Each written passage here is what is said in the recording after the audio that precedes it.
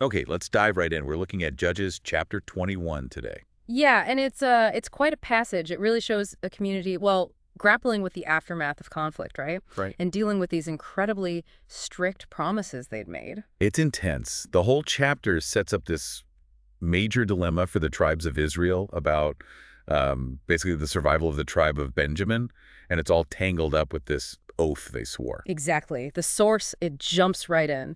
After this huge conflict where Benjamin was nearly wiped out, the Israelite men gathered at Mizpah and made this, well, this binding oath. Binding is the word. Not one of us will give his daughter in marriage to a Benjamite. Full stop. Total prohibition. And you see the fallout almost immediately. The source says they go to Bethel, they sit before God, and they're just weeping bitterly. The emotion feels really raw. Yeah, you get that sense of what have we done Yeah. mixed with what do we do now? They're asking God, why? Why should one tribe be missing from Israel today? It's a powerful moment. They just fought Benjamin, almost destroyed them, but now they're mourning the potential loss, the gap in the 12 tribes. It's complex. So we build an altar, make offerings, trying to reconnect maybe, or figure things out. But the immediate problem is clear. Today, one tribe is cut off from Israel. That's what they're saying. They get it. The severity has sunk in, and that vow they made just makes it, well, almost impossible. How do you get wives for the survivors, the ones the text calls those who are left? Right, when you've sworn, by the Lord not to give them your own daughters. Exactly. But they have to find a way. The text is pretty explicit. The Benjamite survivors must have heirs. So that a tribe of Israel will not be wiped out. It's existential for the whole structure of Israel, buffing right up against this oath they made. A real bind. Commitment versus survival. They need a solution and, well, quickly. So what's the first move? It seems like they start looking for almost like a technicality. Or maybe another problem they could use. That's a good way to put it. They start asking, okay, who didn't show up at that big assembly at Mizpah way back? Because there was another oath tied to that assembly, wasn't there? There was. A really serious one. Anyone who didn't come to Mizpah to assemble before the Lord, the oath said they should certainly be put to death. Wow.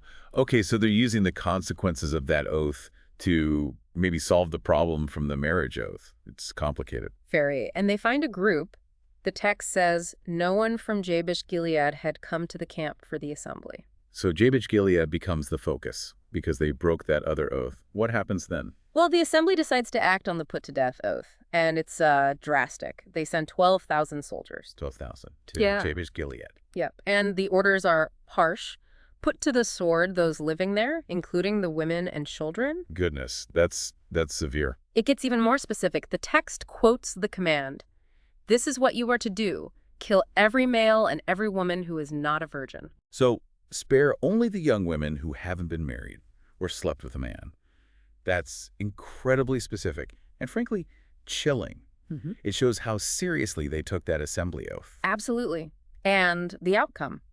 The source says they found 400 young women who had never slept with a man among the people of Jabesh Gilead. 400.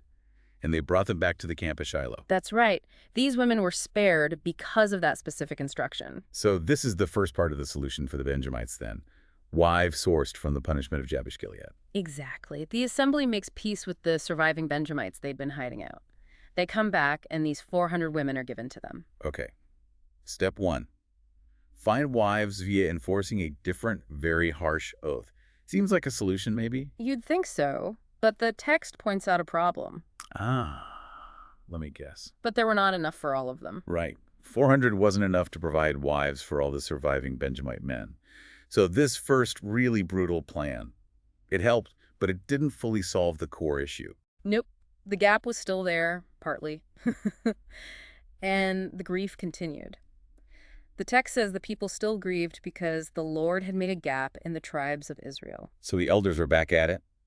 How, they ask again, shall we provide wives for the men who are left? Still wrestling with it. And they immediately run up against that same wall. The source has them repeat the constraint. We can't give them our daughters as wives. Since we Israelites have taken this oath, cursed be anyone who gives a wife to a Benjamite. That Mizpah oath is still the major roadblock. It is. So they need another plan. Something completely different. Something that doesn't involve giving their daughters. And this is where the elders get creative. The source mentions an annual festival. Yeah, the annual festival of the Lord in Shiloh. The text even gives, like, detailed directions to the place. North of Bethel, east of the road to Shechem, south of Labona, a known event, known location. Okay, so there's this festival. What's the plan involving it? Because, like you said, it sounds unconventional. It really is. The elders tell the Benjamites basically go hide in the vineyards near Shiloh. Hide in the vineyards. Okay. And watch.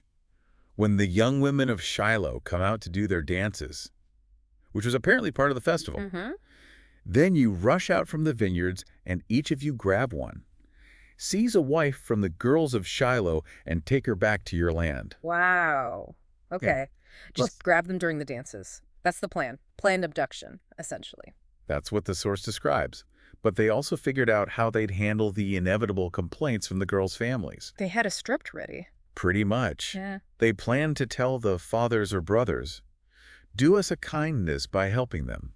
Or maybe it's more like, grant them favor because we didn't get wives for them during the war. Oh. Referring back to the conflict. Okay. And you are innocent since you did not give your daughters to them. There it is, the wordplay. The oath was about giving. Exactly. If the Benjamites take them, then technically the Shiloh families didn't give them away, so the families wouldn't fall under the curse of the oath. Precisely. It's this very legalistic interpretation. It lets them get around the letter of the Mizpah oath while still enabling the Benjamites to get wives from within Israel. It's clever, in a way. Yeah. But also deeply unsettling, considering it involves seizing women during a religious festival.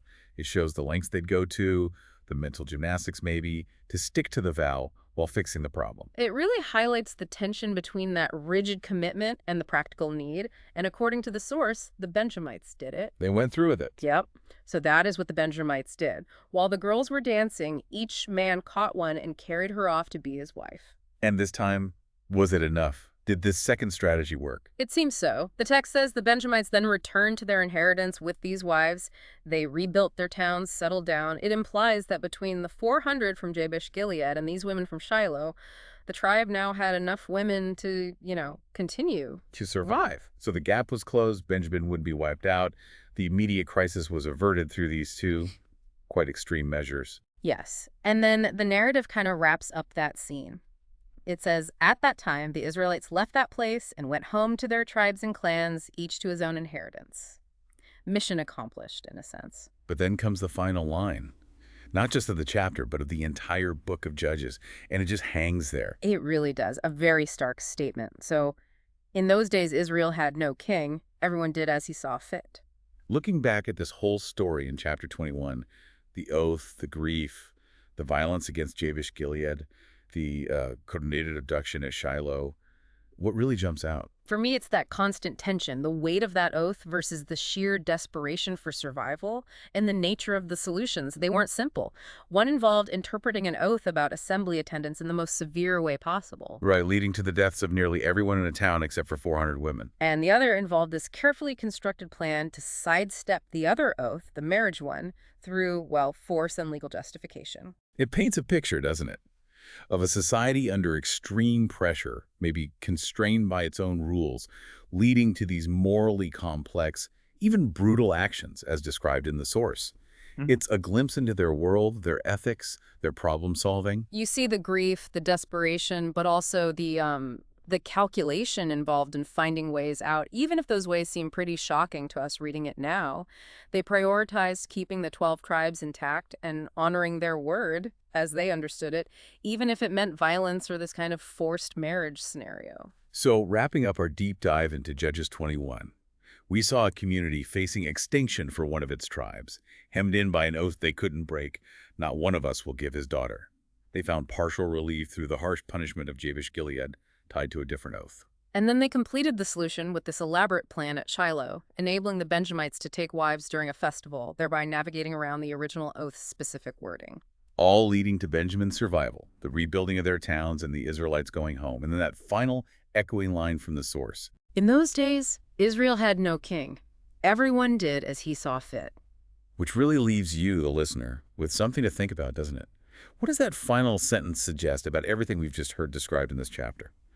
The oaths, the violence, the Shiloh plan. What is the source telling us about society without that central authority figure, when everyone did as he saw fit? It makes you consider the connection between leadership, law, and the sometimes extreme actions communities might take when left to their own devices, according to their own judgment. Quite a thought to mull over.